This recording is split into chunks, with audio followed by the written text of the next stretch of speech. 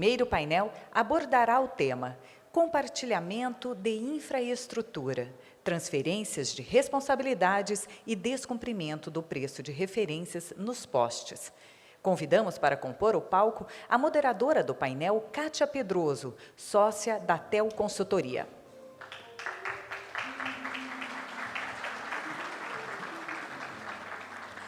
E os palestrantes, Abraão Balbino e Silva, superintendente de competição da Anatel,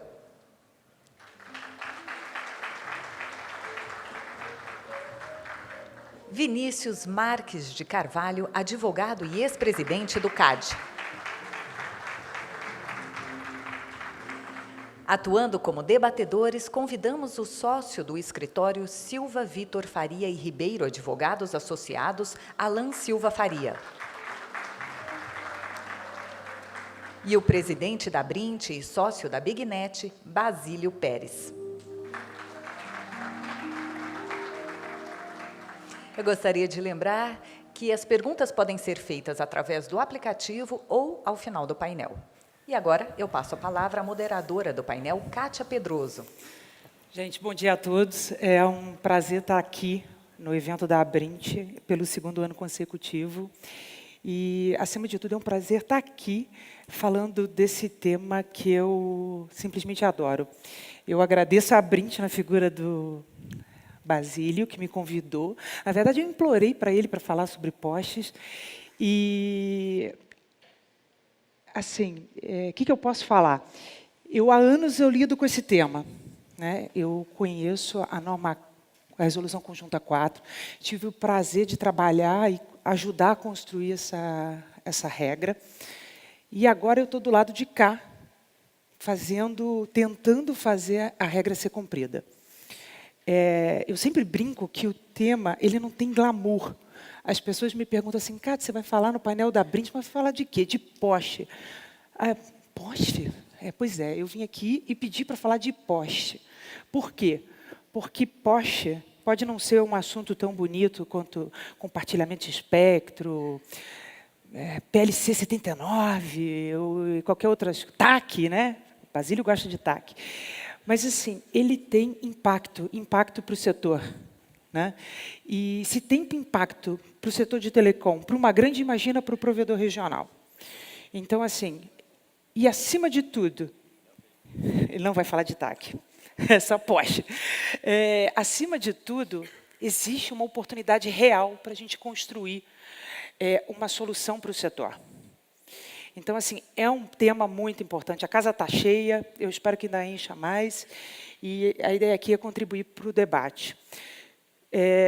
Eu vou passar a palavra para o Abraão.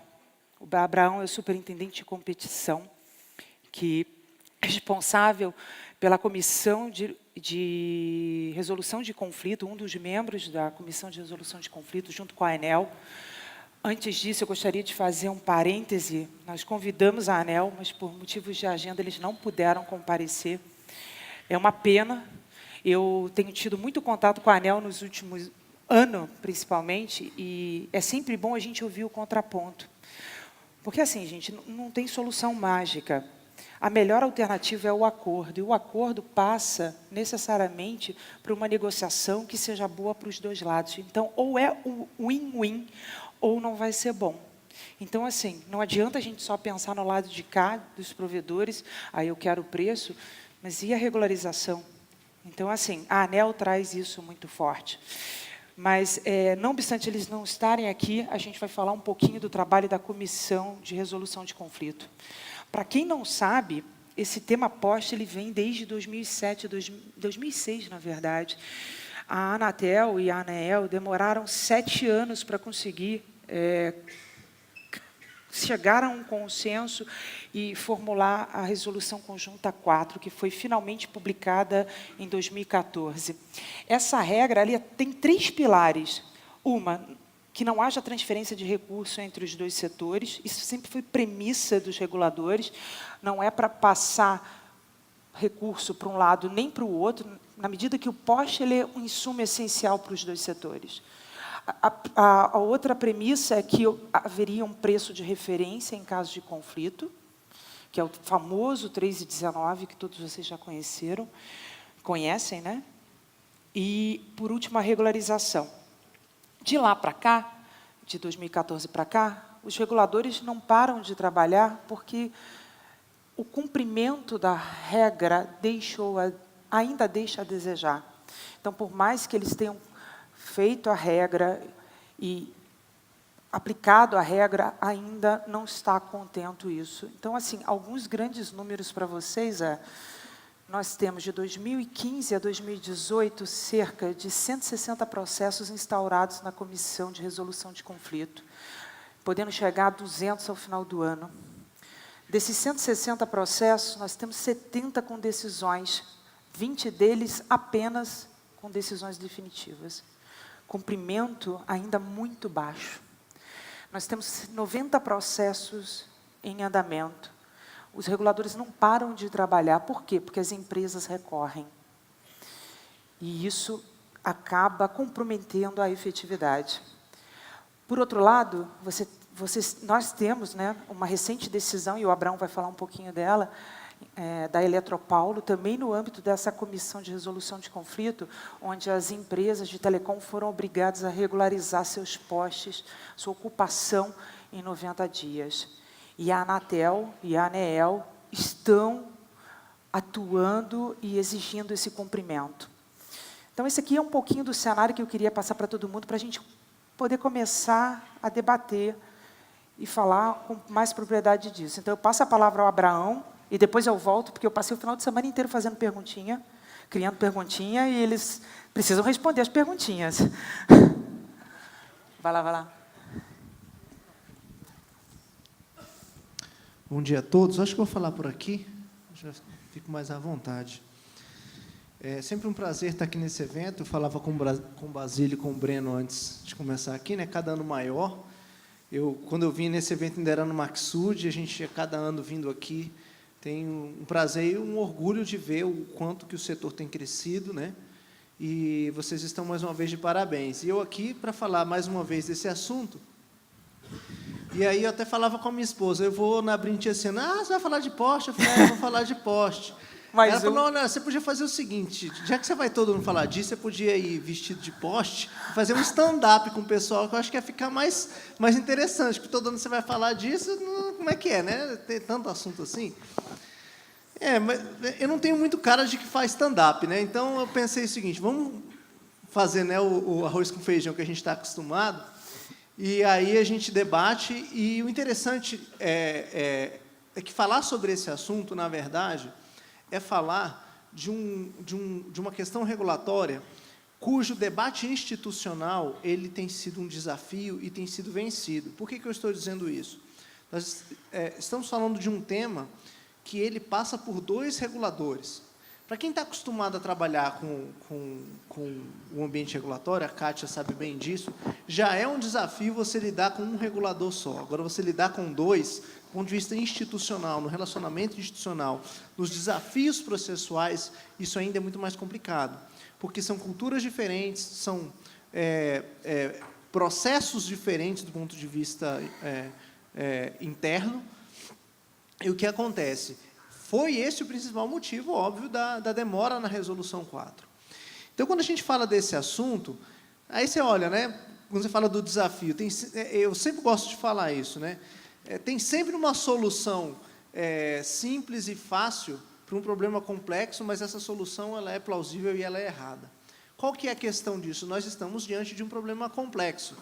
Por que o problema é complexo? Nós estamos falando de um insumo que ele tem sido de uma forma, por N motivos, desordenadamente ocupado ao longo dos anos, sem uma gestão de nenhuma das partes, nem de quem ocupa, nem de quem é dono do insumo. O ambiente regulatório para esse ecossistema ele nunca foi, ao longo dos anos, tratado com muito zelo por ambos os reguladores. Você sempre disse o seguinte, não, compartilha, faz um contrato e segue a vida. Mas nunca houve uma fiscalização muito intensa de nenhuma das partes. Por quê? Porque cada um dos reguladores sempre teve outras questões, às vezes, muito mais estratégicas ou prioritárias. E o que acontece? Você sempre teve a dimensão preço e a dimensão regularização como sendo dois polos dessa situação. Então, a solução ela é complexa porque você tem um passivo, seja de contratos, seja um legado de postes a serem regularizados, muito grande, e que, de alguma maneira, você precisa compreender isso de uma forma, talvez, a problemática de uma forma mais precisa. E aí, só para vocês terem mais ou menos uma noção, nós estamos falando de dois setores. Basicamente, nós temos aí, do lado dos distribuidores de energia, você tem um regime de monopólio local, com mais ou menos 81 milhões de unidades consumidoras, 63 distribuidoras, 14 bi de investimento, 132 bi de receita bruta. Quando a gente olha para o lado de telecom, a gente está falando um regime de competição, ou seja, do ponto de vista regulatório, um regulador tem uma visão por trabalhar com o mercado quase sempre monopolista. Do outro lado, o setor de telecom quase sempre com um mercado competitivo ou que com mais tendência à competição ou condições de competição do que o outro lado. Você tem aí, só olhando para o universo fixo, que é onde a gente tem segmentado a problemática, 40 milhões de acessos fixos, 88 milhões de unidades geradoras de receita, quando a gente olha a telefonia fixa, banda larga e TV aglutinado, mais de 5 mil prestadores, mais de 6 mil, na verdade, se a gente for atualizar isso, e se a gente for pensar, inclusive aqueles agentes que ainda não têm outorga, isso explode, vocês sabem bem do que eu estou falando. Estamos falando aí, sem colocar o lado móvel aí, mais de quase 30 bi de investimento ano, com basicamente mais de 100 bilhões de receita, também só a parte fixa, não estou colocando o setor móvel aí envolvido, só o lado que envolve a problemática de porte. Só que você tem uma situação específica, você tem mais de 5 mil municípios, e a relação municipal ela é complexa, por conta de questões de projeto, questões das intenções dos das diversas municipalidades. Então, é uma situação complexa. E aí, o relacionamento entre as partes, ele tem vários discursos, né? Você tem lados que dizem o seguinte, não, você está fazendo um fechamento de mercado, você faz negativa de acesso. O outro lado diz, não, você faz uma ocupação clandestina, irregular, você também tem inadimplência, tem subnotificação. Aí o outro diz o seguinte, não, o preço é muito alto, você fica me impondo condições injustas, não tem uma qualificação. O outro lado diz, não, você não tem uma qualificação técnica para subir no meu poste, e fica um jogo de empurra, uma briga para lá e para cá, que isso vem de, poderia dizer, décadas, e que isso tem se intensificado nos últimos 10 anos. E aí, o que acontece? A Resolução 4, ela tem um seguinte viés. A Resolução 4 buscou tratar a questão da regularização e a questão do preço, um pouco naquilo que a Kátia falou, e ela estabeleceu dois regimes que a gente precisa ter em mente do regime que está valendo. Primeira questão, do ponto de vista da regularização, ele diz o seguinte, há um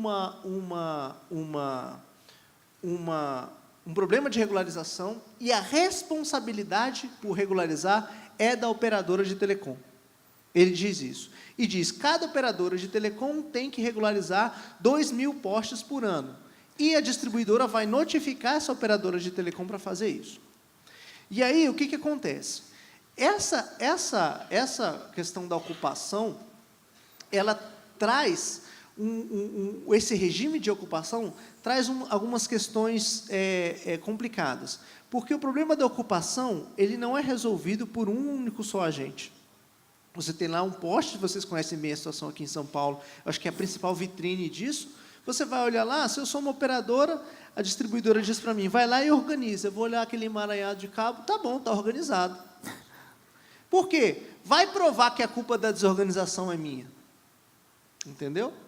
E aí você cria uma situação que não há incentivo para a operadora de telecom organizar, porque essa situação ela precisa ser coordenada com múltiplos agentes. Então, o regime existente, do ponto de vista da organização da ocupação, ele traz uma situação de que ele não gera um incentivo dos diversos agentes para poder, não alinha os incentivos dos agentes na linha de buscar uma organização disso. Sem contar que a meta de organização da ocupação ela é tímida, porque 2.000 postes num horizonte de 10 milhões de postes, é claro que nem todos estão desordenados, mas se todos estivessem, você ia levar mais de 500 anos para resolver. E aí, além disso, a questão da desocupação, ele aponta para uma comissão. Olha, você, operadora, vai fazer, e se der problema, vocês se resolvem numa comissão de conflitos entre os dois reguladores. O que aconteceu nesse período, em termos digamos assim, de extrato final, até hoje, nos últimos 4 anos, dentro da comissão? Isso culminou numa decisão da comissão recente, de agora do mês de abril, que disse o seguinte: depois de muita pressão, e isso envolveu o município de São Paulo, o regulador municipal aqui, e o que aconteceu? A comissão tomou uma decisão, considerando que nem o volume mínimo, que já é pequeno, né, ou nem o volume pequeno que a resolução trata, de 2.000 postos, foi resolvido. E a comissão tomou uma decisão agora em abril, determinando para as operadoras objeto do processo, que cada uma delas organize os seus 2.129 postos em 90 dias, e, caso não o faça, a Eletropaulo está autorizada a arrancar a rede das operadoras. Foi uma decisão muito dura, uma decisão que ela conta com parecer de procuradoria, conta com um apoio institucional. Houve um debate grande para que essa decisão dura fosse tomada. Por quê? Porque a resolução de 2014, e de lá até agora, você não tem nenhum case de nenhum município, de nenhum porte organizado, fruto exclusivamente de uma ação do regulamento. Ou seja, o regulamento ele não conseguiu gerar um case de como fazer isso. Você tem outros cases, você tem algumas iniciativas importantes, como a Telcomp, que tem feito um trabalho, a própria Brint tem alguns trabalhos, mas, do ponto de vista prático, a gente não consegue fazer disso uma vitrine para nada. Nós estamos aqui basicamente falando da região, se não me engano, da Vila Olímpia, mais Barueri e algumas outras regiões. E o que acontece? Depois dessa decisão em específico, o que aconteceu? Nós criamos uma espécie de força-tarefa, temos tido reuniões frequentes com todas as partes. Na semana passada, nós já temos mais ou menos um resultado de que mais de 70% da região em específico que nós estamos falando já foi regularizada pelas empresas envolvidas. Tem um pouco de foto do antes e depois, e já há uma melhora que, digamos assim, o copo meio cheio, né? Uma chama de esperança de que a questão da regularização tem como ser resolvida. E qual que foi a chave da resolução? A decisão, ela foge um pouco do paradigma da resolução. Enquanto a obrigação é da operadora de telecom na resolução, a decisão joga a obrigação da coordenação para a distribuidora. Ela diz o seguinte: a distribuidora é a responsável por monitorar e coordenar as atividades das operadoras.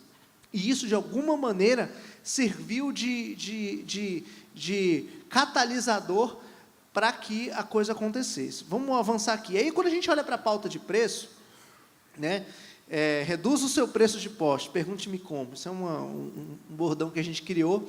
Por quê? Porque a questão do preço do poste, ela ainda é muito mais pulverizada, porque é ela que basicamente pega todos vocês.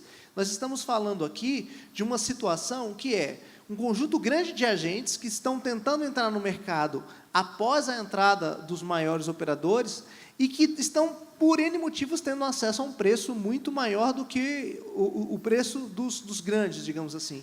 E isso gera, claramente, uma questão complicada do ponto de vista concorrencial, porque você está falando de um insumo em que o teu principal concorrente, que já está estabelecido, tem um preço 5, 10 vezes menor que o seu. E aí, claro, tem questões de escala, questões envolvidas aí, que, de alguma maneira, nós precisamos analisar do porquê que tem essa discriminação, essa falta de isonomia, mas o fato é que, hoje, nós temos o seguinte regime para preço. A Resolução 4 estabelece o que a gente chama de livre pactuação e, se der algum problema, vai para conflito. Esse é o regime. Então, qual que é a lógica da resolução? Vamos deixar o mercado se resolver e, se tiver algum problema, a comissão vai arbitrar o preço. O problema é que não tem livre pactuação.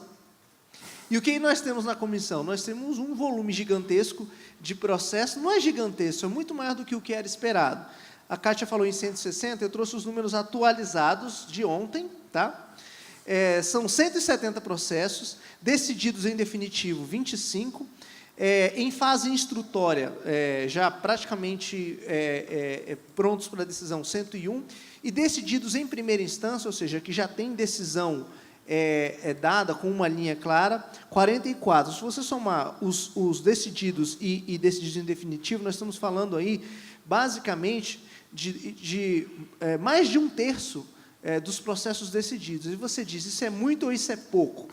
Se você for analisar, nós conseguimos decidir algo da ordem de 10 processos mês. Aí você diz, nossa, isso é pouco. A comissão ela foi instalada, basicamente, em 2014, e a gente só conseguiu fazer a comissão decidir de fato há mais ou menos um ano e meio atrás. Por quê? Porque existe uma dificuldade do ponto de vista do processo, rito processual, mas, do ponto de vista jurídico, um alinhamento sobre a percepção de como se dá o conflito e quais são os requisitos processuais para você decidir. E quem está no Estado sabe, você tem um rito processual para seguir, que ele é burocrático. Aí você diz, cara, que notícia complicada.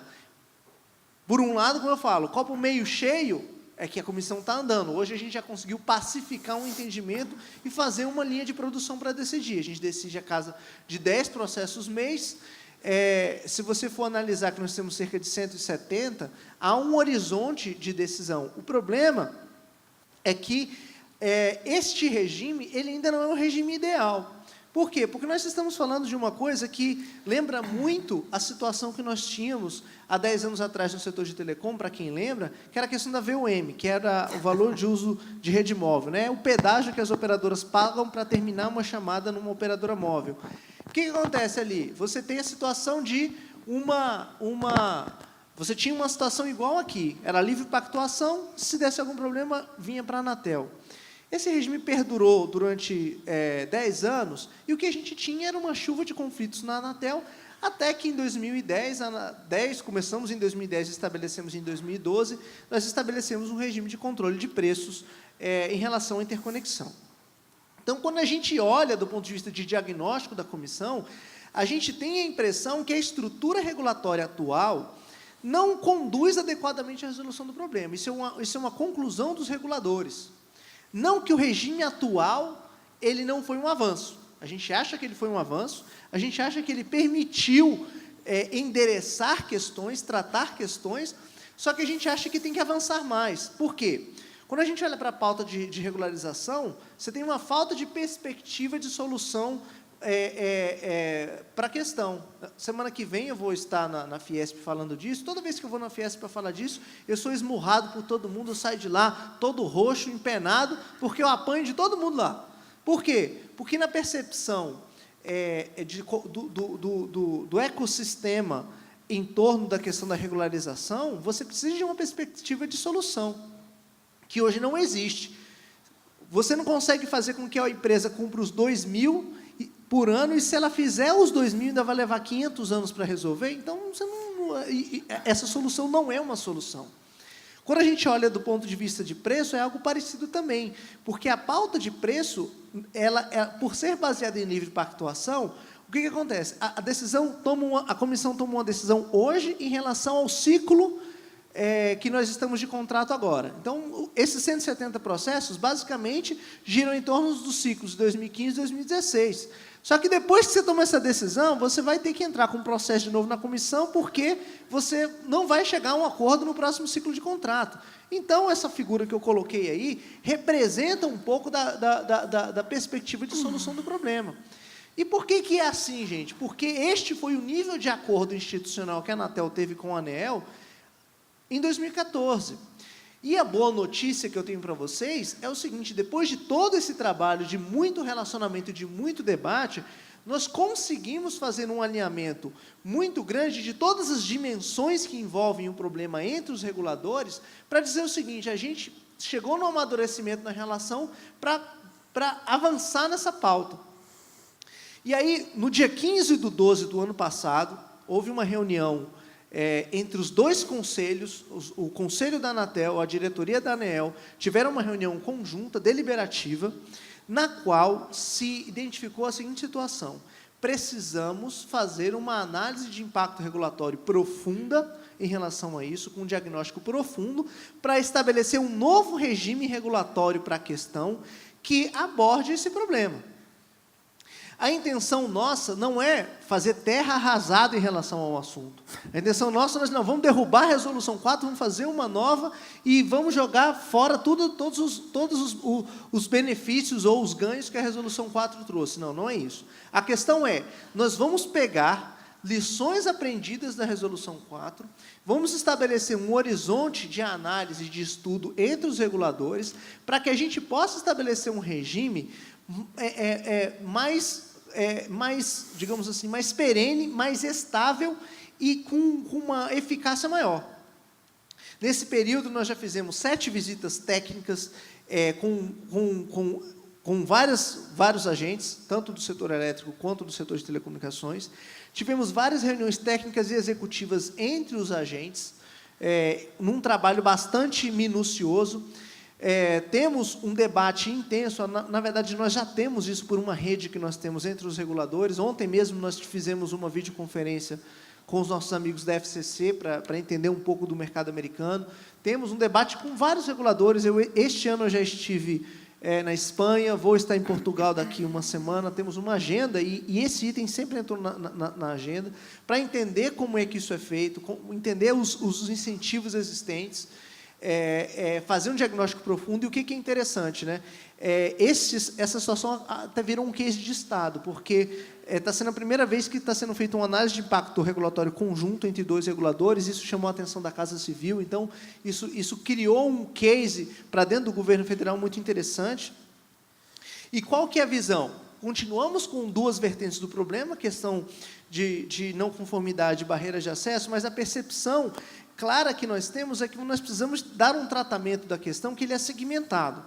Primeiro, você tem uma diferença grande entre tipos de uso do insumo. Você tem áreas de baixa ocupação, você tem 4.555 municípios brasileiros, tem 31% da população, em que aí você praticamente não tem problema de ocupação, você tem poucos prestadores usando, e o problema aí basicamente é preço. Você tem uma região intermediária aí que tem 700 municípios, mais 20% da população, que aí você tem mais, lembrando, né, você tem 5 pontos de fixação, então você consegue colocar até 5, quando você tem mais de 5 no mesmo poste, basicamente você tende a ter problema de ocupação.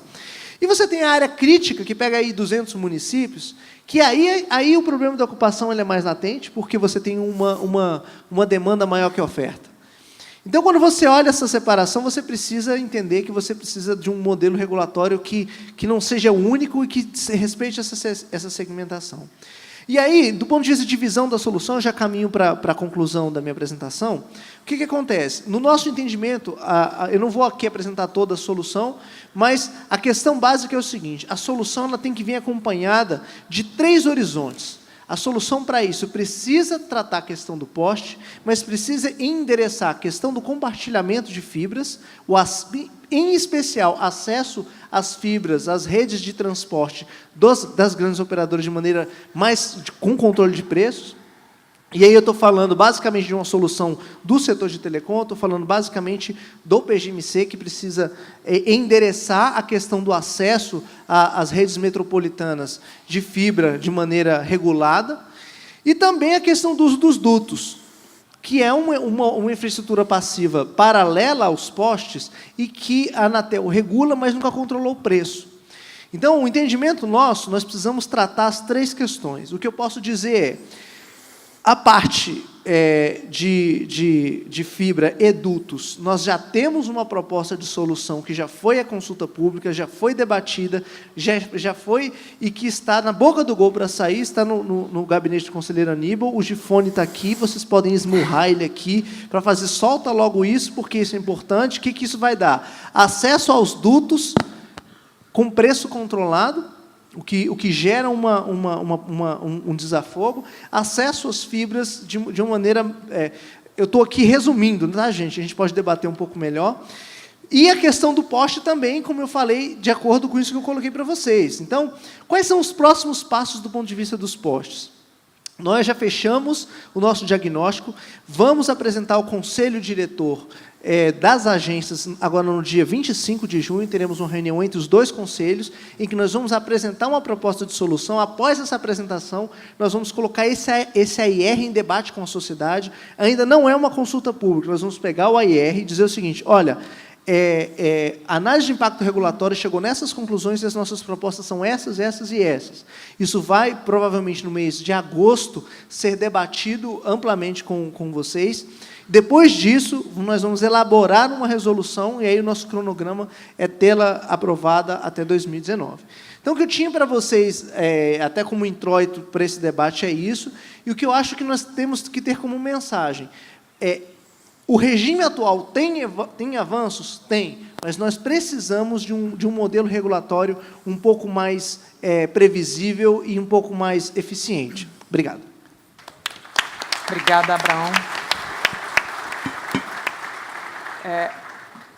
Boa sua apresentação, acho que ela consegue dar uma visão geral do processo como um todo.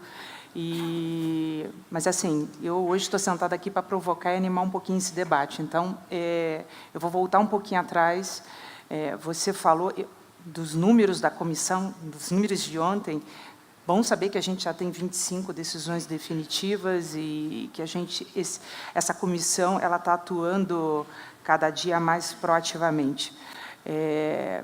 Mas ainda, em termos de preço, que é o grande problema, principalmente do provedor regional, que esse é o maior custo. Unitariamente, esse é o maior custo para esse provedor que está aqui, que está fazendo a expansão do serviço e está contribuindo para os números de penetração da banda larga.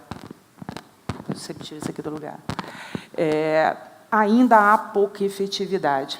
Eu gosto de ver quando a Anatel se posiciona no sentido de que tomou uma decisão e está fazendo valer a regra da Resolução 4, como no caso da Eletropaulo.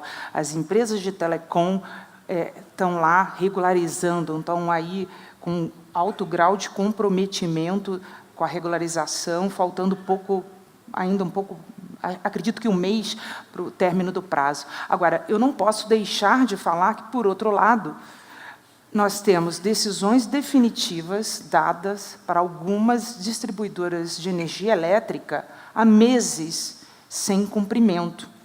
Então, fica aquela sensação, bom, a regra ela tem que valer para os dois lados. Então, a primeira provocação que eu faço para você, eu tenho duas, pelo menos, é a seguinte: quando é que a Anatel e a ANEEL vai dar aquele passo além, a semelhança do que ela fez com a Eletropaulo, para exigir das elétricas, sim, o compromisso da decisão definitiva que foi exarada pelos dois reguladores? Essa é uma primeira pergunta. A gente falou em quase 200 processos, em empresas que acreditaram na Resolução Conjunta 4, nesses últimos 4 anos, que eu, assim como você, também entendo que houve um avanço. Agora, na minha visão, ainda falta tornar essa regra mais efetiva. E eu, sinceramente, não sei se a saída é mudar de regra. A gente demorou 7 anos para ter Resolução Conjunta 4, ela é um avanço, todos reconhecem. E a pergunta que não quer calar: por que mudar de novo? Como é que fica a segurança jurídica de quem acreditou na regra e entrou com o processo, de que quem confia nos reguladores e está esperando que efetivamente seja cumprida a decisão? E, mais ainda, de quem está disposto a cumprir a regra? A saída é mudar a regra? A gente sabe que o processo regulatório, mesmo com muito esforço de vocês, ele é lento. Você fala aí de um AIR, de uma consulta pública, a gente está falando de anos. Anos para uma regra nova ser discutida, para uma regra nova ser publicada, para ela ser válida. E a pergunta é, o que leva a crer que dessa vez vai ser diferente? Então, assim, eu faço essas provocações iniciais, eu tenho perguntinha para todo mundo aqui, vou começar pelo regulador, por uma questão de cortesia. Então, assim... Bem, em relação à primeira questão, o caso em específico do cumprimento das decisões, essa questão de enforcement, nós temos um caso isolado, no meu ver, a gente observa a maior parte dos distribuidores cumprindo a questão da decisão da comissão. A diferença é que você tem um agente que, por alguns motivos, insiste em não cumprir a decisão. Como se trata de uma decisão dele, a gente entende que está na alçada da ANEEL tomar uma posição objetiva do ponto de vista de enforcement e fazer cumprir. A notícia que eu tenho é que a ANEEL, e aí é uma questão de cobrar deles, mas a gente também está cobrando, se posiciona em dar uma decisão disso ou se manifestar disso nos próximos 15 dias. Como é que isso vai acontecer? Eu não sei. O que nos informaram é que eles vão tomar uma posição dura em relação a isso. Você sabe que eu vou te cobrar daqui a 15 dias, né? Eu sei disso. Então tá bom. Eu e todo mundo aqui. Em relação à questão que você falou, se a saída é mudar, bom, a Resolução 4, ela diz o seguinte, olha, até 2019 ela precisa ser revista. Então, ela mesmo já se coloca um prazo de revisão. E, por uma questão de agenda regulatória, a gente está cumprindo isso.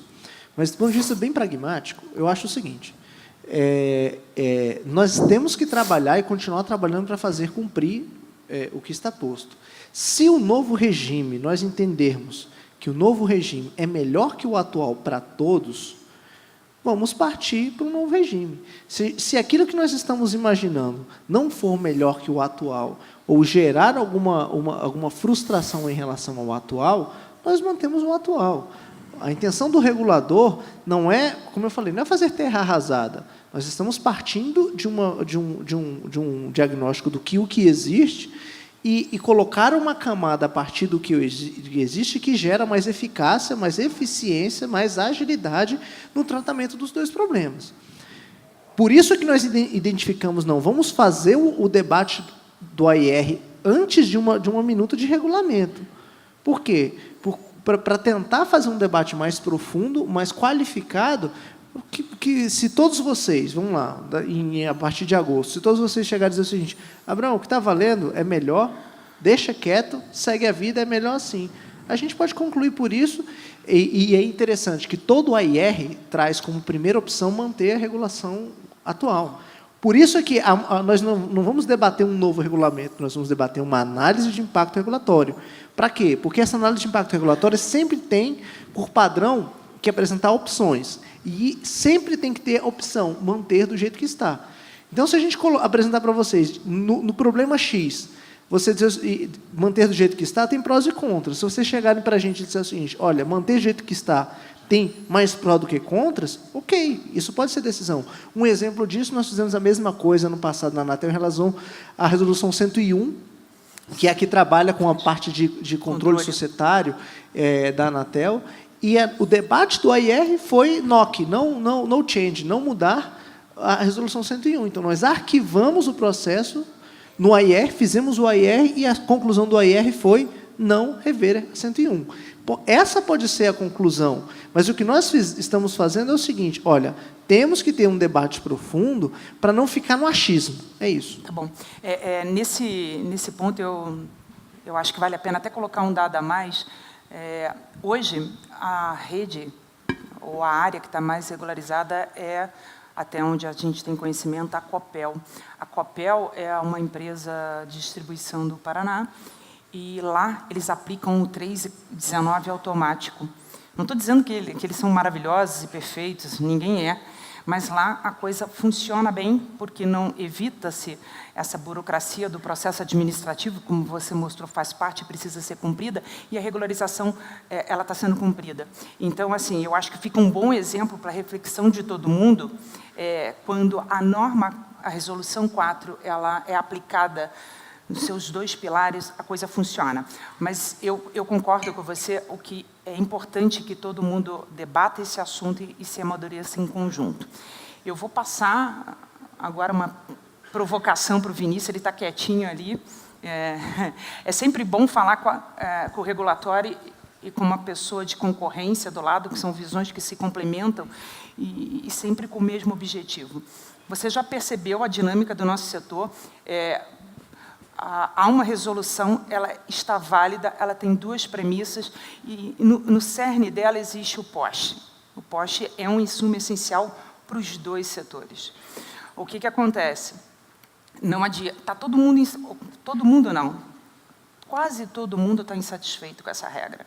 Por que quase? Nós temos as elétricas que reclamam da regularização, das operadoras de telecom, nós temos reclamam também dos provedores regionais por conta da ocupação à revelia. Nós temos as telecoms, principalmente os provedores regionais, na verdade, nós temos os provedores regionais reclamando do preço, porque a Miríade, tem provedor aqui, se a gente fizer uma enquete, paga R$14, R$12, R$11. O preço de referência é quanto? R$22, realmente, essa eu desconhecia. Mas, assim, 22, 14, 12, está longe de 3,19, de 4. É inegável que... E os reguladores trabalham e também reclamam de pouca efetividade. É inegável que existe um abuso de poder do detentor desse insumo essencial. Sob a ótica da concorrência, quais são as alternativas que podem ser avaliadas, tendo em vista que a livre negociação não está funcionando? Bom dia a todos. Obrigado queria agradecer a Brint pelo convite. Kátia, obrigado pela pergunta. Quando a gente lida com defesa da concorrência, né, o regime regulatório e o regime concorrencial, eles são regimes complementares. Né? E por que eles são complementares? Porque a defesa da concorrência ela sempre tem um viés de atuar sobre uma conduta empresarial específica que gera um abuso de poder econômico, e ela atua eventualmente porque em cima dessa conduta, né, depende de uma conduta específica e de maneira residual sobre o efeito dessa conduta. Né? Essa conduta pode ser uma fusão, pode ser um cartel, pode ser uma conduta de abuso de posição dominante. Né? Nesse sentido, eu brinco que a defesa da concorrência ela lida muito mal com regras que envolvam ame o próximo como a si mesmo, né? Se ajudem e coisas desse tipo. Ela lida bem com regras do tipo não matarás, né? Regras, até porque essa coisa de ame o próximo, quando a gente está falando de mercado, isso aí chama cartel. Né? Então, é muito difícil, da perspectiva da defesa da concorrência, uma lógica que é natural, do ponto de vista do regulador, que é essa lógica de estruturar o mercado, de organizar o mercado. Né? A defesa da concorrência normalmente vai lá, dá uma paulada, normalmente normalmente porque às vezes erra, né? Pró-concorrência, pró-livre concorrência, e espera para ver o que acontece.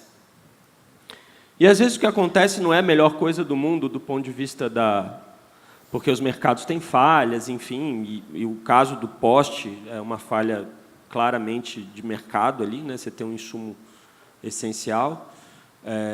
E aí, às vezes, o regulador vai lá atrás, né, para consertar até, em um certo sentido, o que o órgão de defesa da concorrência fez. Então, a gente vive, né, eu vivia quando eu estava no CAD, mas a concorrência e a regulação elas vivem uma relação um pouco de complementariedade e, às vezes, dá um pouco de conflito nessa história. E a regulação, por sua vez, tende a e acho que a Anatel é um exemplo claro disso, a impor regras ou a criar regras que tentem instaurar ou estimular a concorrência no setor, né? A chamada regulação concorrencial, que é diferente do que o CAD faz, né? Essa norma que vocês estão mencionando, ela tem uma função de tentar dar algum tipo de equilíbrio no mercado para garantir um padrão de, digamos, igualdade de oportunidades no acesso a um insumo essencial. Qual que é a questão do ponto de vista da defesa da concorrência, né? A doutrina das instalações essenciais, ela nasce nos Estados Unidos com a seguinte lógica. Eu sou um agente econômico verticalizado, que atua nas duas pontas do mercado, e os agentes econômicos que não são verticalizados precisam do acesso à minha infraestrutura para poder competir comigo no mercado a jusante, né? E, por algum motivo, eu nego esse acesso. E a negativa de acesso, ela é uma negativa que pode decorrer de várias questões, até justificáveis. Às vezes você fala assim, eu não vou dar acesso porque eu não tenho capacidade ociosa, né? Eu estou aqui usando todo o meu insumo. Eu estou usando. Então, por que eu tenho que diminuir a minha capacidade, ou eu tenho que diminuir o meu output para oferecer acesso ao concorrente? É ele que vai lá e instale o dele também, né? Isso é uma justificativa que, às vezes, acontece nessa discussão. E essa negativa de acesso ela pode se dar desde uma negativa até uma coisa que é, tipo, olha, o valor é esse, né? A negativa de acesso se dá via o aumento do preço muito caro, que é uma via de discriminação, né? Então, a racionalidade anticompetitiva é você dominar, já que você é monopolista em cima, você dominar o mercado embaixo, que tem concorrência, usando o seu monopólio na etapa a montante da cadeia para estruturar o monopólio na etapa a jusante. Essa é a racionalidade dessa conduta que gerou a doutrina das instalações essenciais e gerou a doutrina no sentido de os órgãos de defesa da concorrência falaram, não, você vai dar acesso. E você vai dar acesso desse jeito, né? Qual que é a questão em relação aos postes, né? O desequilíbrio concorrencial, até onde eu pude entender da discussão de vocês, ele decorre não de um tipo de... pode até ter algumas situações eventuais assim, mas não dessa lógica, não dessa estratégia, né? Porque, em tese, a empresa de energia elétrica não tem um incentivo anticompetitivo de discriminar na cadeia a jusante, porque, em tese, ou na maioria das situações, eu imagino, ela não atue no mercado de telecom, né? No mercado de interconexão e coisas desse tipo, né? O que ela tem é o incentivo natural de qualquer agente econômico, eventualmente, de maximizar o seu lucro no acesso a esses postes, né? E, eventualmente, por motivos que aí a gente precisa discutir com mais profundidade, ela cobra mais barato de alguns agentes econômicos que precisam do acesso ao poste do que de outros. E esses competem entre eles. Aí que gera o desequilíbrio concorrencial, né? Mas não é a princípio, e eu estou falando a princípio sempre em tese, porque, enfim, casos concretos podem dizer o contrário, não é a princípio decorrente de uma conduta anticompetitiva da empresa de energia elétrica, né? É mais ou menos como se você tivesse uma situação de tributo, por exemplo, em que, sei lá, por alguma política específica, um Estado da nação, um Estado federado, vai lá e dá incentivos fiscais para uma empresa e aí, por conta disso, essa empresa tem vantagens competitivas em relação aos seus concorrentes, né? Porque ela tem um custo mais barato. Isso é um ilícito concorrencial que o Estado está praticando? Não. Mas, de fato, gera um desequilíbrio concorrencial, né? E esse desequilíbrio concorrencial ele tem que ser endereçado via regulação, né? E aí eu tenho um ponto, enfim, não fiz análise de impacto regulatório, Abrão, mas assim, digamos que é uma questão talvez intuitiva, que é de fato, considerando os incentivos que as empresas de energia elétrica têm, até por uma dependência da trajetória de relacionamento com os incumbentes no setor de telecom durante muitos anos, né? Enfim, tem uma questão de desconto por volume que eventualmente se dá e que também, em tese, é uma coisa normal numa relação de mercado. É muito difícil, né? E o poste também não é infinito, né? Você não pode pegar o poste e falar assim, agora eu vou botar o poste de 40 metros de altura, porque agora 50, 60, sei lá eu, para colocar todo mundo ali. Uma hora tem um limite essa infraestrutura também, né? Então, a tendência é que as empresas tenham esse incentivo. Então, eu acho difícil, nessas situações em que você tem esse limite de acesso, você apostar muito em livre negociação. Assim. Não funciona. Eu acho que não vai funcionar. Assim, não vai funcionar. Eu acho que tem que ter regra do uso da capacidade do poste, óbvio. Pode ter uma regra de fila, né? O cara que chegou primeiro vai ocupando até aquele limite. Aí tem debate sobre regularidade, que, enfim, é outra discussão. Mas eu acho muito difícil que o preço não seja definido. Falar assim, ó, o preço é esse, não tem como, pode variar de município para município, segundo... Ou ter uma regra, né? O preço não pode ser não necessariamente 3, 4, mas ó, a fórmula é essa aqui. Né? E aí pode ser que a fórmula, os insumos da fórmula variem, gerem uma variação de preço de município para município, mas talvez, eu acho muito difícil essa confusão acabar sem uma definição como essa. A gente não combinou, mas você chegou exatamente no ponto que eu queria. Preço de referência talvez não funcione. Até porque não há autonomia de vontades e livre negociação. Esquece isso, gente. Tem que ter um preço definido. Mas isso é problema dos reguladores. Você tocou num outro ponto que é muito importante, que é um pleito dos provedores regionais. Existe, sim, uma nítida distorção nesse mercado, porque... Lembra que eu falei que quase todos têm desagrado com essa regra? Por que quase todos? Porque as grandes operadoras estão muito bem, obrigada, pagam seus contratos históricos e o valor está lá definido e ninguém vai reclamar de preço, eu não tenho dúvida disso. Por outro lado, os provedores regionais vivem esse dilema. 22, realmente, eu nunca tinha ouvido, mas 14, 12 é muito discrepante. Como é que você vê isso e qual é a solução para permitir que os provedores regionais consigam obter de uma forma célere, né? Eu gostei na hora que você falou, a concorrência dá uma paulada. Está na hora de dar paulada? Eu acho que tem um ponto aqui que é uma questão interessante, que é assim,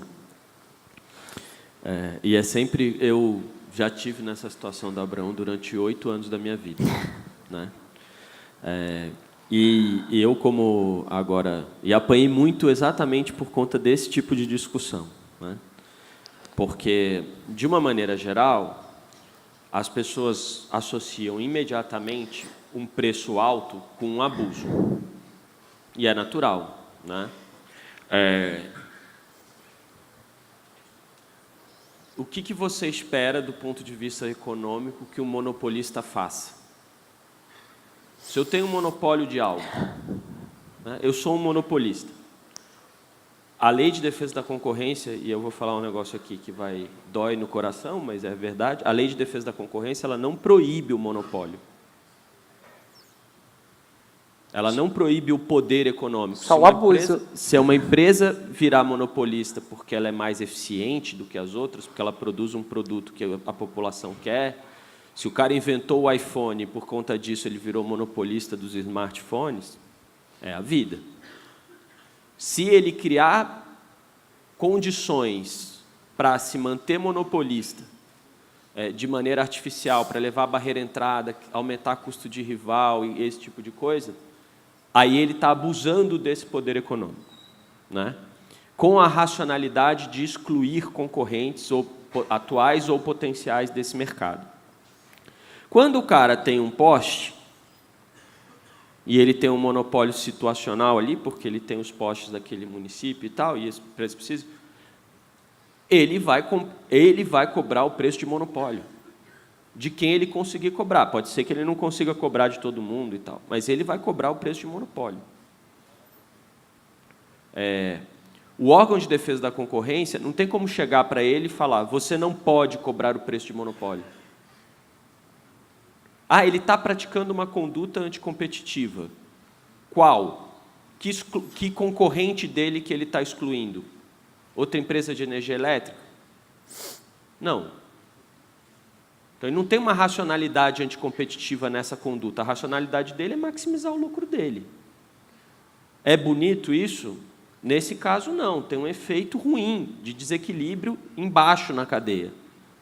Por isso que, assim, se o regulador não gosta que se cobre preço de monopólio, o regulador tem que ir lá e falar: você não pode cobrar preço de monopólio. Né? Senão, a gente está, da perspectiva da defesa da concorrência, punindo o preço abusivo, chamando isso de preço abusivo, falando o preço abusivo é um ilícito concorrencial.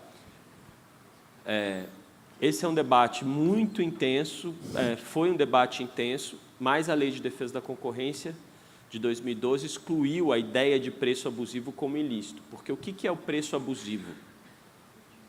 Né? O que é o preço justo? O que é o preço abusivo? Como é que você... A defesa da concorrência vê o preço abusivo como um efeito de uma conduta. Então, as empresas fazem um cartel e cobram um preço que aí sim é abusivo. O preço abusivo é efeito de uma conduta anticompetitiva. Ele não é uma conduta anticompetitiva. E aí, qual que é o remédio? Tá, eu olhei e falei: posto de gasolina ali da rua tal está cobrando R$5 o litro da gasolina. Aí eu olho para aquilo e falo: eu acho isso abusivo. Aí vou lá e faço o quê? Tabelo? Porque o resultado, eu vou dar uma multa, não vai adiantar nada. Vou tabelar o preço. E aí essa economia que a gente quer. Isso é uma pergunta, tá? Não é uma afirmação. É essa economia que a gente quer? Economia de preço tabelado e tal, não sei o quê. E se a gente entrar nessa rota, né? Essa rota é uma rota que não tem fim. Né? Porque a hora que você tabela o primeiro, você está fazendo um garrote numa variável de mercado. Isso vai rebater para outros cantos da cadeia produtiva. Né? E aí a resposta vai ser ficar tabelando tudo. Né? Então, a minha preocupação de você adotar essa visão de que é preço abusivo tabela,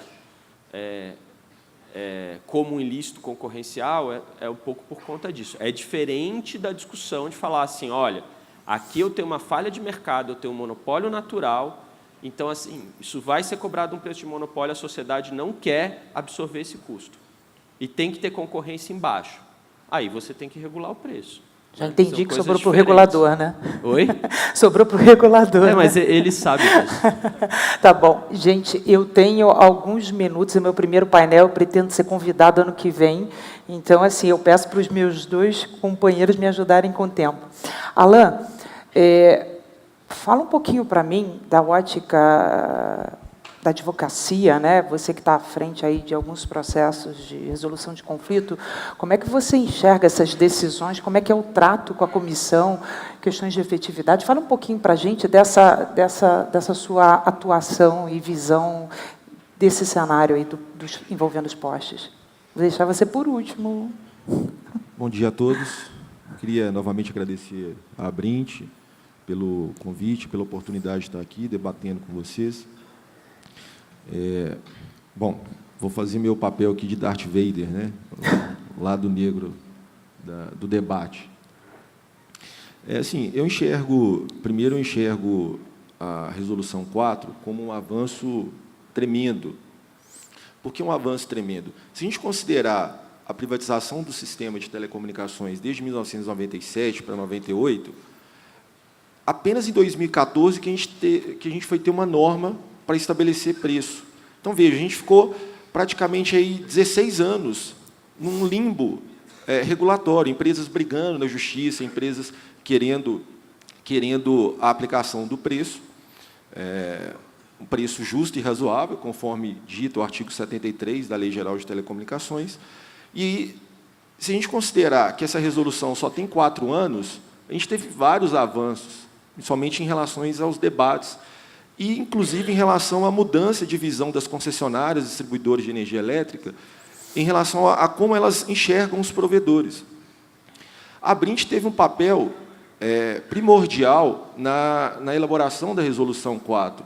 Eu lembro muito bem que o ministro vinha no evento aqui e a Abrint fala, olha, a gente precisa de uma solução, a gente precisa que uma norma venha, pelo menos, regular esse setor tão carente há tanto tempo, de pelo menos um parâmetro. E aí foi editada a Resolução 004, né, em 2014.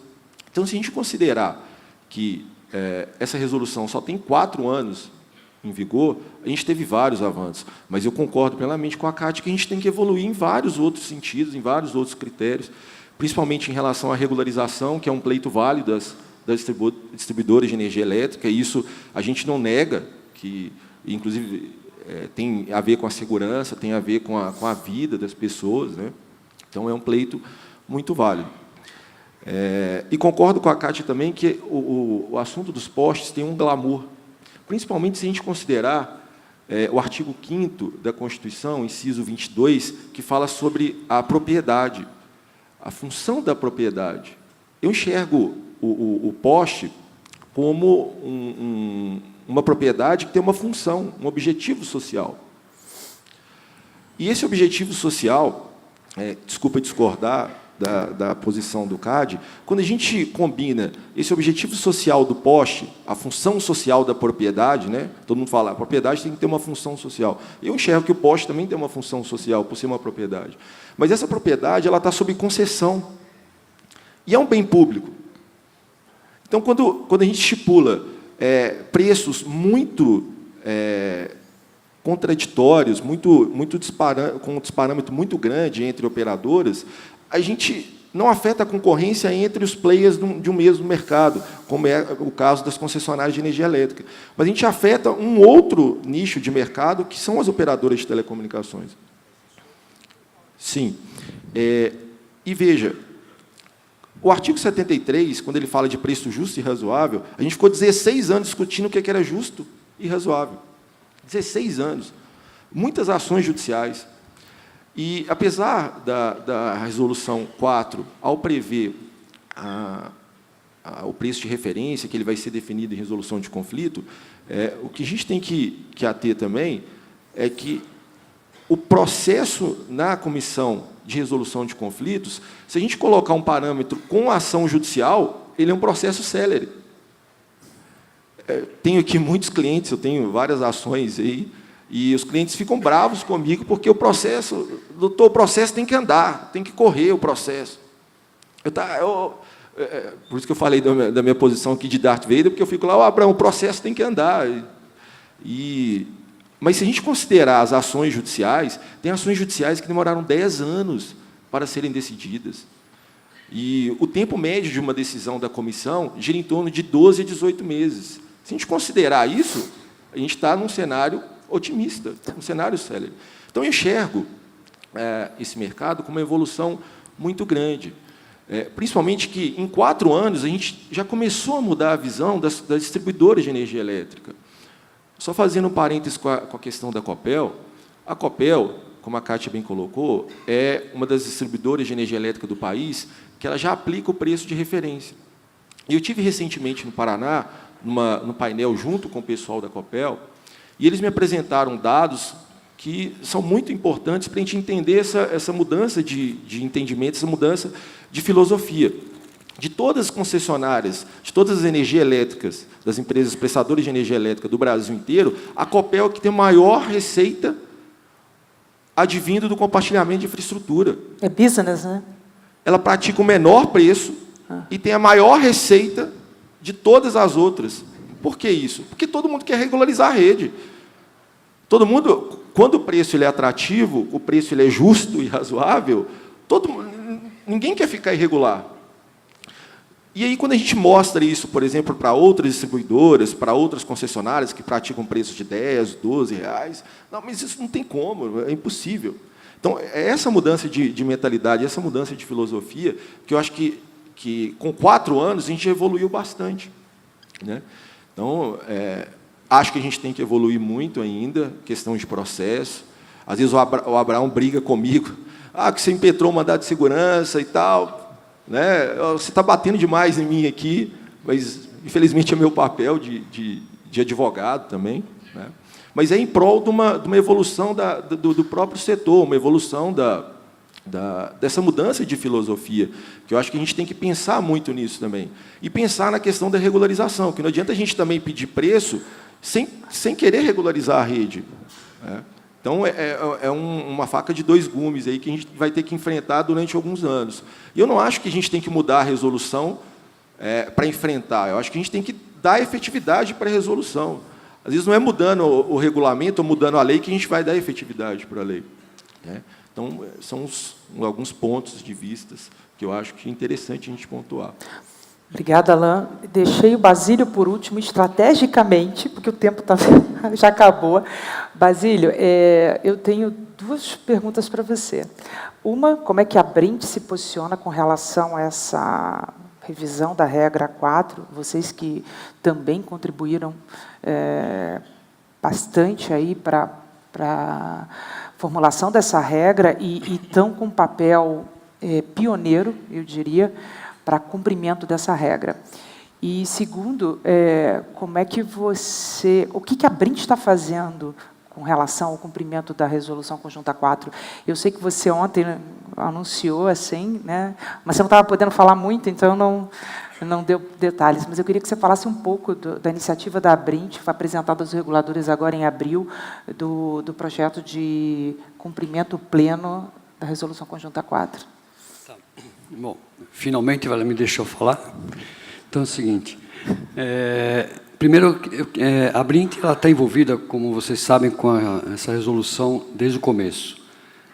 Como o Alain falou, a gente praticamente demos o pontapé inicial nisso daí, porque o ministro, quando esteve num evento nosso, era no Maxud ainda, inclusive, ele falou que ia tentar fazer isso por decreto, e aí, em vez do decreto, acabou saindo a resolução conjunta.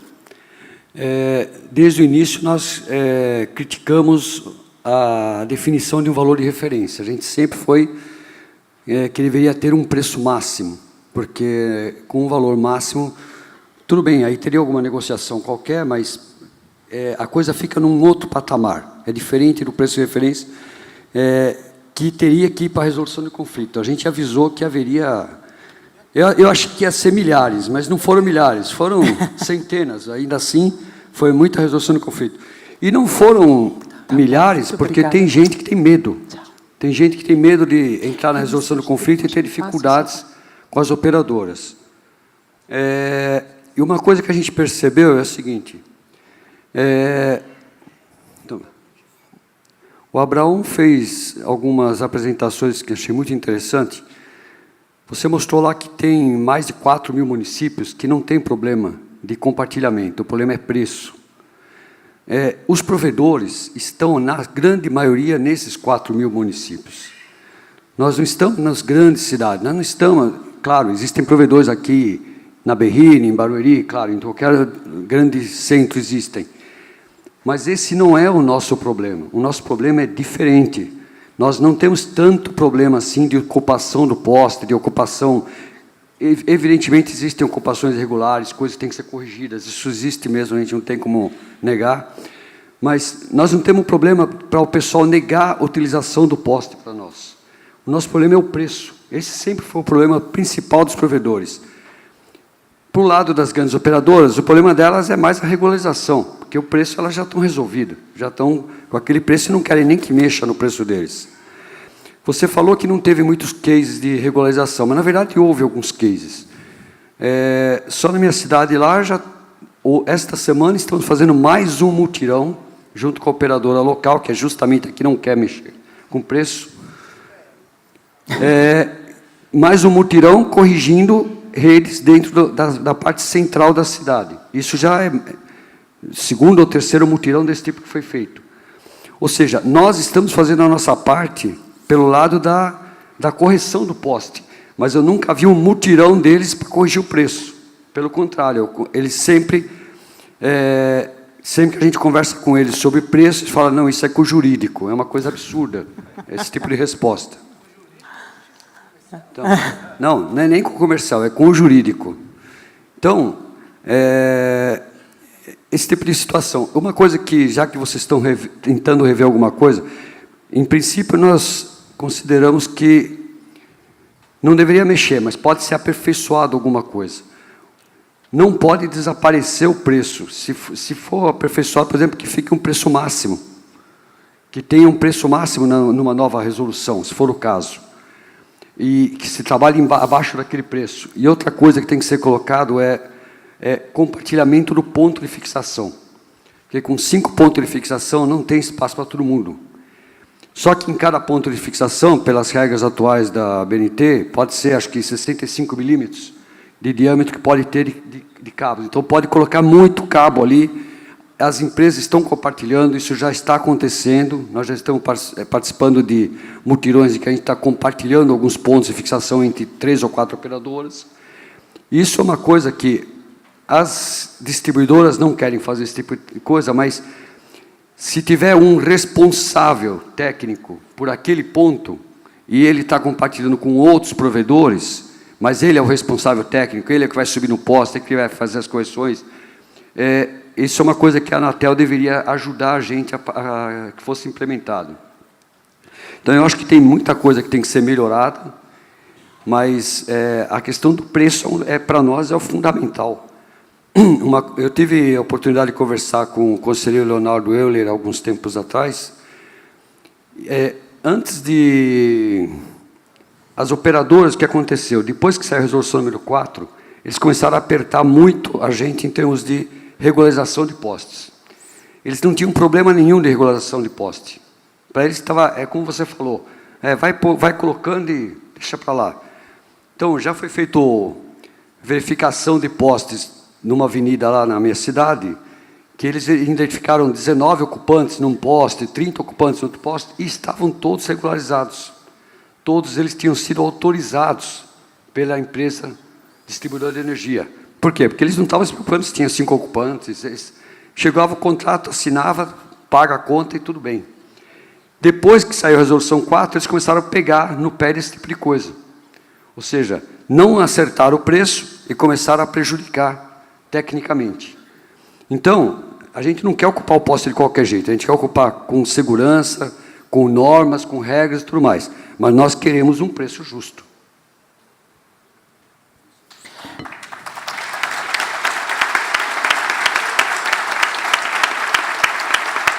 Gente, eu vou finalizar o painel. Você não falou do nosso projeto. Você não quer falar um minutinho? Eu sei que já está atrasado. É uma coisa rápida. Aqui na semana que vem nós temos uma reunião em Brasília com a ANEEL e a Anatel e a CEMIG. E fruto disso é uma reunião que nós tivemos anterior com provedores de Minas Gerais.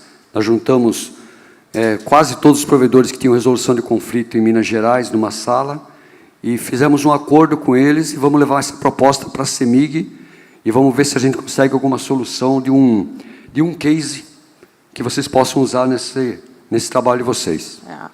Eu só queria fazer o fechamento. Tomara que ano que vem a gente esteja aqui, de novo, Abraão, que você mostre mais exemplos de regularização, decisões favoráveis e, acima de tudo, mais exemplos como a Copel, que você não fale da laranja apartada, que ainda resiste a isso, que a gente não fale de uma nova regra, mas sim que a gente fale de regras cumpridas, que a gente não fale de judicializações, mas de regras cumpridas. E espero realmente que a gente consiga avançar, porque tem espaço para esse avanço, só precisa fazer cumprir a regra.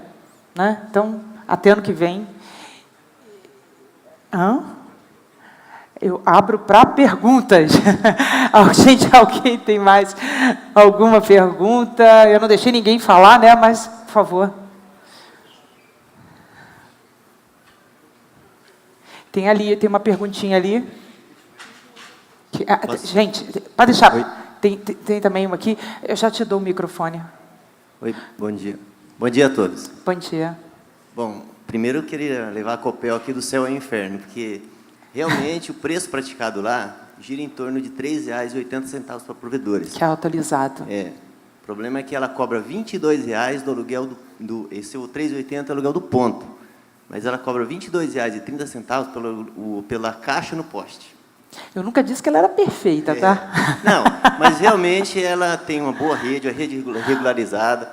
O que assombra mais os provedores locais lá é que ela também vende internet. E esse é um problema bem grande lá. Os provedores lá têm medo. Um probleminha de cada vez, né? Aqui a gente está tratando da regularização, de novo, ela não é perfeita, mas com relação ao preço de referência, é sim um exemplo a ser louvado até. Por quê? Porque a regra diz que o preço é de referência e não é automático, e ela aplica ao automático. Então, assim, eu continuo colocando a Copel num outro patamar, até porque, do outro lado, eu tenho a tal que não quer cumprir, mesmo com decisão dos reguladores. Tem uma perguntinha ali e outra ali.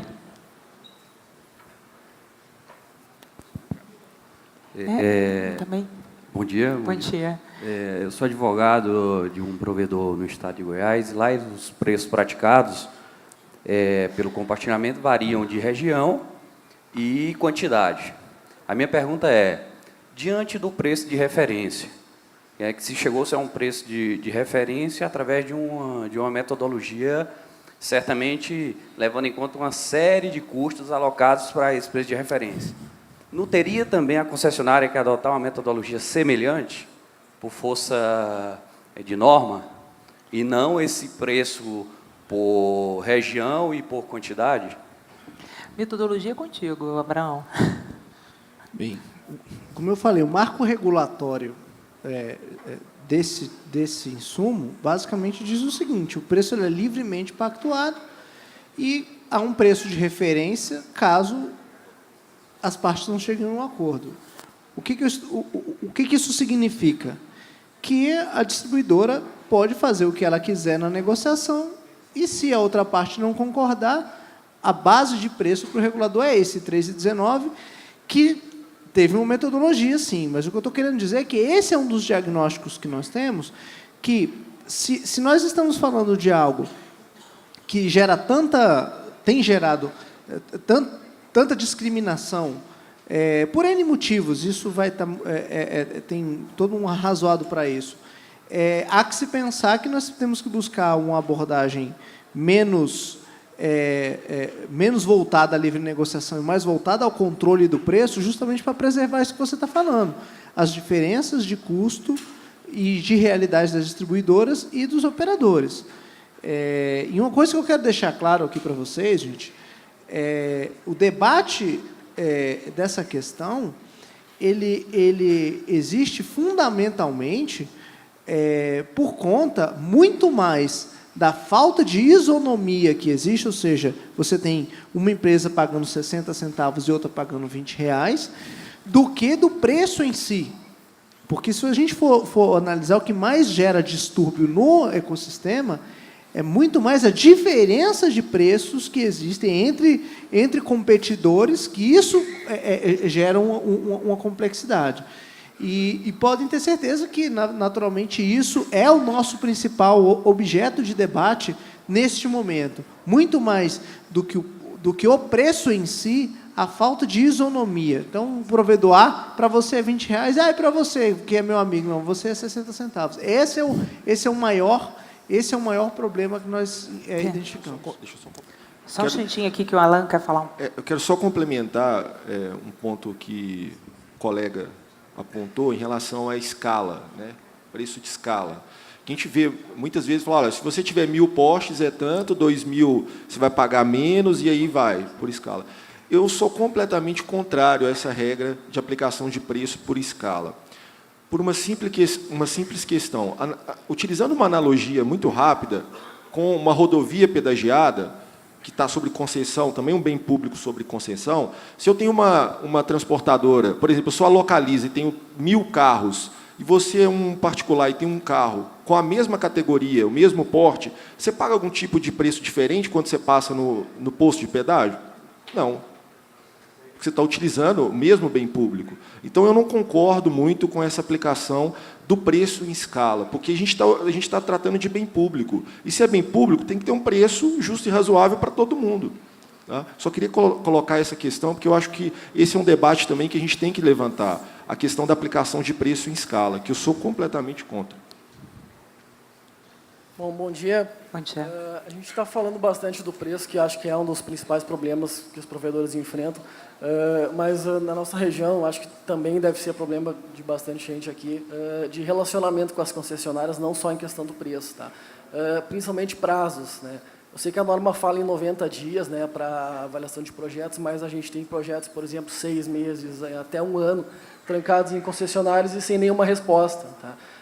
A norma coloca 90 dias como prazo, mas ela não diz o que pode ser feito ou o que deve ser feito caso não seja cumprido esse prazo. Tá? Como é que a gente pode trabalhar? Porque acho que muito em função disso a gente vê muitos provedores que acabam colocando cabos irregulares com projetos trancados, às vezes 2, 3 anos em concessionário, acabam se obrigando a fazer isso porque o concorrente está fazendo e a gente está tentando se regularizar, a gente quer pagar até o preço, que às vezes é abusivo, e a concessionária não está nem aí para a gente. Como é que a gente pode tratar esse tipo de Qual a assunto? sua região? É Rio Grande do Sul. Eu tenho a minha opinião a respeito disso, eu vou me permitir falar. Eu acho que esse tipo de iniciativa que a Abrint está fazendo agora, ela ajuda a isso. Porque, assim, não é só o preço, e você está corretíssimo. Os provedores regionais, eles estão querendo construir uma relação saudável com as elétricas. Isso parte do preço e das condições operacionais do dia a dia, inclusive a aprovação de projetos. Mas a gente precisa começar de alguma forma. Então, assim, esse projeto ele tem o escopo, sim, de fazer cumprir a norma 4 na integralidade. Isso vale para o seu caso. Vocês até estão dispostos a pagar um pouquinho mais caro, desde que vocês tenham um bom serviço, um relacionamento de parceria saudável e que seja win-win para os dois. Então, assim, é por isso que eu fico encantada com a iniciativa, porque a gente só escuta do lado de lá que as telecoms não querem regularizar. Não é verdade. E a iniciativa está vindo daqui, gente, dos provedores regionais, não dos grandes. Então, assim, eu acho que se a gente conseguir avançar com a CEMIG, que venham as outras. E todo mundo vai partir para uma conduta de regularização, de relacionamento saudável.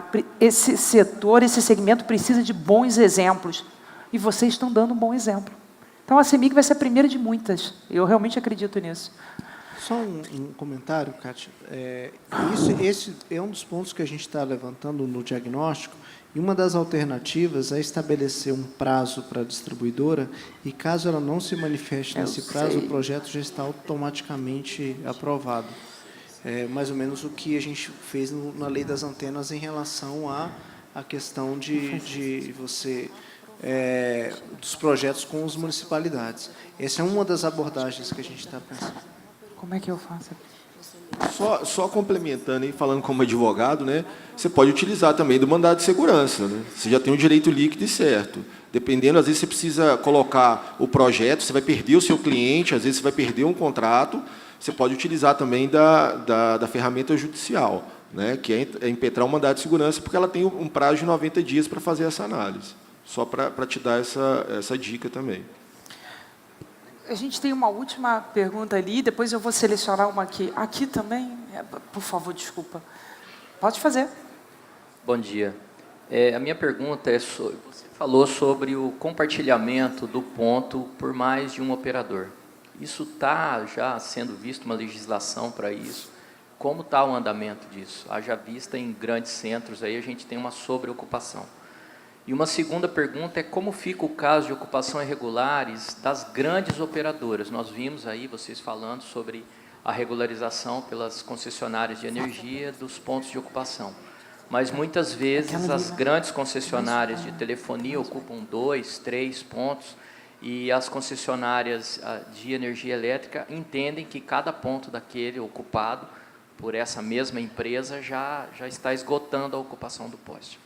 A regra 4 é clara que para cada concessionária ou cada operador é apenas um ponto. E quando você cita para a concessionária de energia, mas tal empresa está ocupando 2, 3 pontos, eu preciso utilizar o meu, pela regra, eu tenho esse direito, eles falam, então nós vamos ter que esperar a outra operadora regularizar isso. Aí é eternidade, mesmo porque a outra operadora não vai ter interesse nenhum em regularizar, já visto que eu sou concorrente dela. Como que eu posso, aí a minha pergunta vai para o doutor ali, como que eu posso atuar junto a isso? Eu impetro um mandato de segurança, parte judicial, tem uma legislação já caminhando para isso, como que fica isso? Sobre o compartilhamento, não existe nenhuma legislação específica sobre isso. Inclusive, nos contratos das distribuidoras, eles proíbem até o compartilhamento. O que nós estamos fazendo é uma proposta. Nós estamos levando essa proposta para a Anatel, para a ANEEL, para que eles coloquem isso no regulamento, com uma possibilidade de compartilhar os pontos de fixação. Então, é uma proposta que está sendo colocada para que isso vire uma regra. Tá? Mas acho melhor o doutor Alan falar o restante. Não existe uma resolução, um regramento específico para fazer o compartilhamento do ponto de fixação. Mas, veja, a Resolução Conjunta 4 foi um avanço tão grande, mas tão grande, que ela não trata só do preço, ela trata sobre regularização também. E essa regularização, se a gente for analisar a Resolução Conjunta 004, ela permite já o compartilhamento dos pontos de fixação. Não de forma expressa, como o Basílio quis dizer. Tá? Mas, veja, ela fala, o ponto de fixação poderá ser ocupado por cabos, e não por cabo.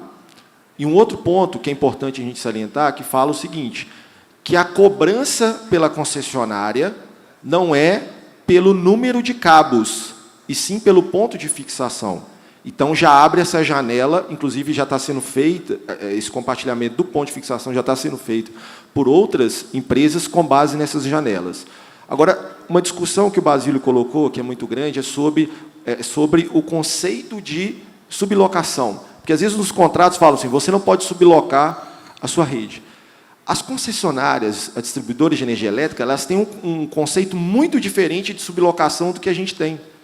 Qual que é o conceito delas? Sublocação é, você faz um pedido de contrato para utilizar o ponto de fixação, não utiliza e subloca para uma outra empresa.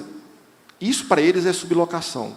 Agora, se eu já utilizo o ponto de fixação, existe uma capacidade excedente ali, eu sou obrigado a compartilhar aquela capacidade excedente, como ela mesma, a distribuidora de energia elétrica, ela é obrigada a compartilhar a capacidade excedente dela do poste, obrigatoriamente, você tem que compartilhar a sua capacidade excedente. Então, abre essas janelas para que seja feita a possibilidade de compartilhar.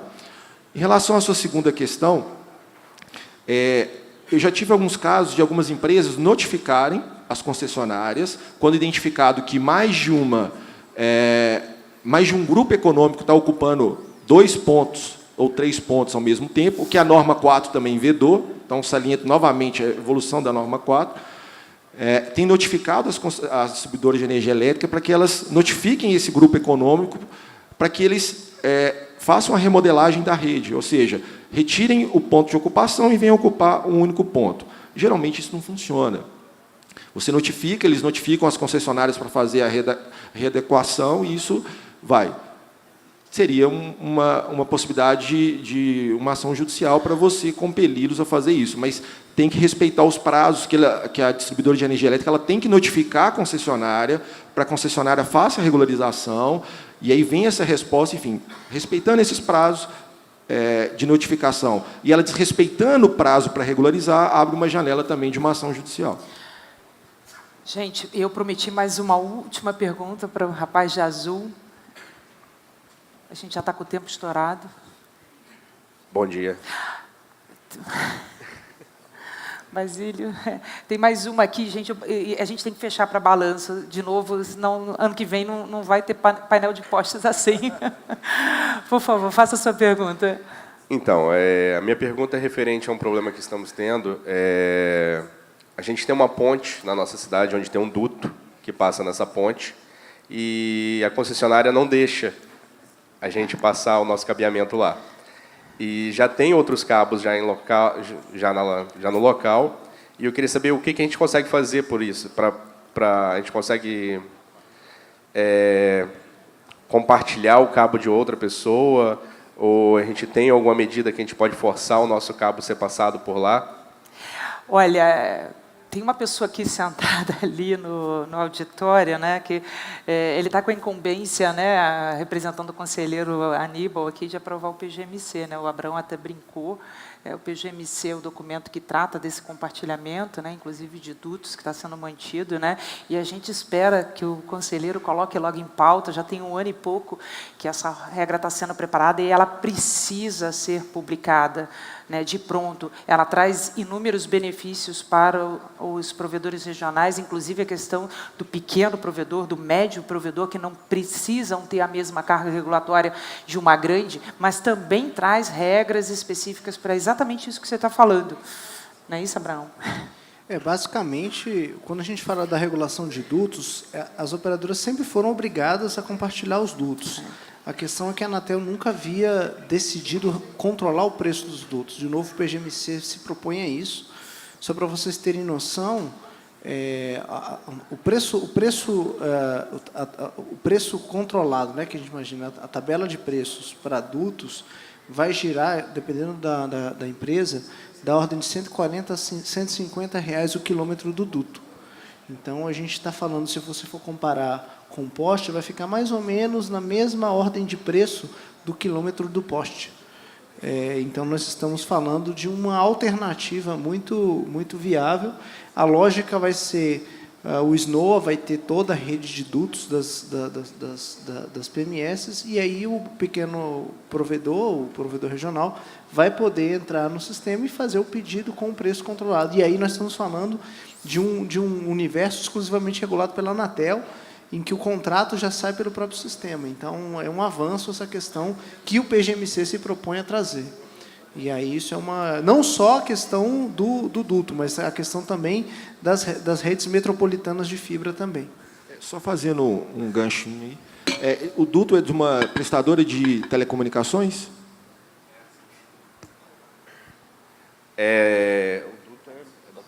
O duto é da Rodossol, é uma concessionária prestadora de serviço para o governo. Porque a gente tem vários tipos de compartilhamentos, né? Então a gente tem que deixar isso bem claro.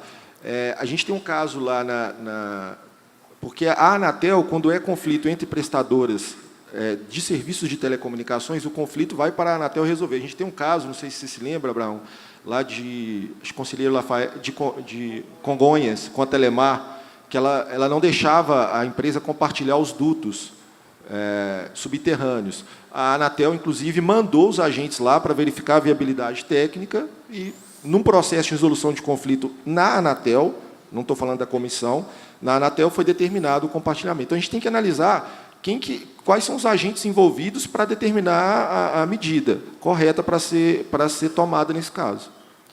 Última pergunta. Bom dia a todos. Eu sou provedor, né, e atualmente me tornei presidente da Abramult. E assim, eu venho acompanhando o trabalho do Basílio, do Breno, e vejo assim, essa dificuldade é um assunto muito pertinente.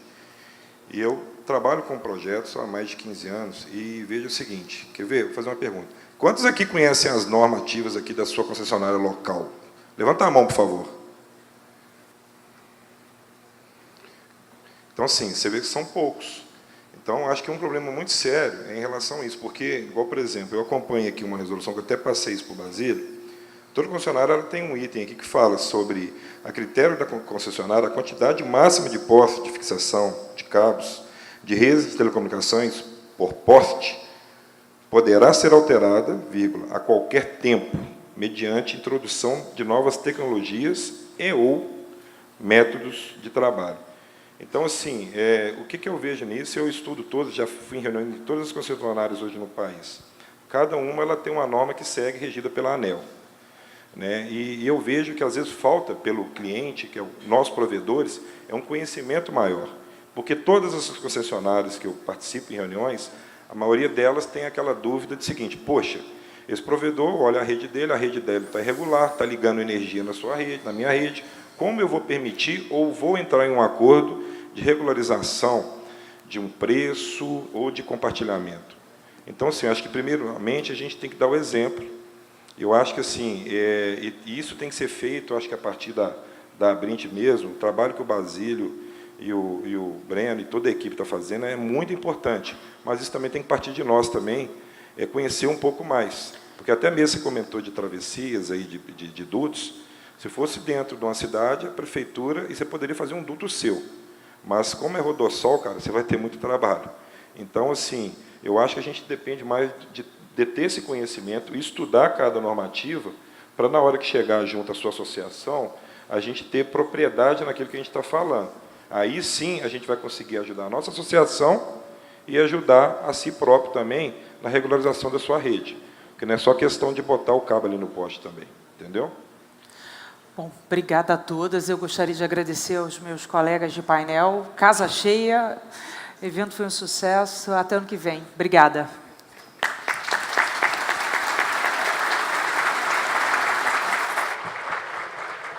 Muito obrigada a todos.